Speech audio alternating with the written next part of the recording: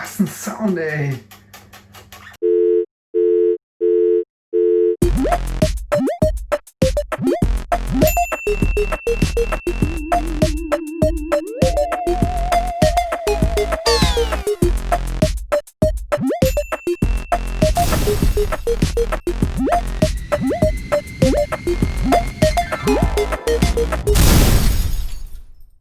Alles klar, also wer den Song errät, den der Michi hier jetzt mal pantomimisch dargestellt hat, der kriegt einen Scholler ausgegeben das nächste Mal beim nächsten offiziellen Feinripp-Konzert, würde ich sagen. Aus dem Scholle hätte Doppelglas. Aber. Ja, aber ein gescheite Doppelglas. Boah, das sieht nach ganz schön viel Briketts aus. Hast du jetzt richtig Gas gegeben gerade, oder was? Ja, also der richtige ganze Song. Ich glaube, der hat vielleicht 2,5 Minuten. Dafür haben wir jetzt dann 2 Stunden gebraucht oder 3. Egal, weil es ist pure Leidenschaft. Energie und Leidenschaft in 2 Minuten. Was willst du mehr? 37 Spuren gedoppelt. Wenn man mal so guckt, so im Studio, wie die so aufnehmen, manche Bands, die gehen da mit einem Verstärker hin. Wir nicht. Wir haben halt gleich, also zumindest mal hier stehen mindestens 3.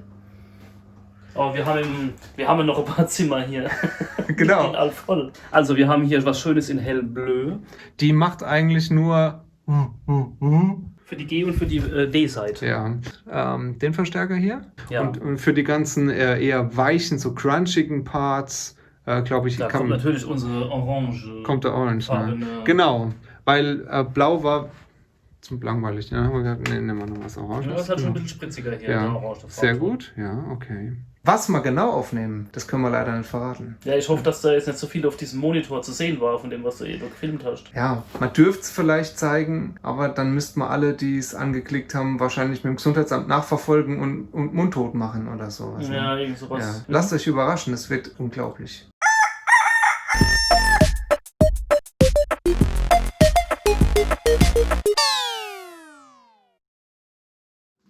Magst du noch was sagen? Gute Nacht.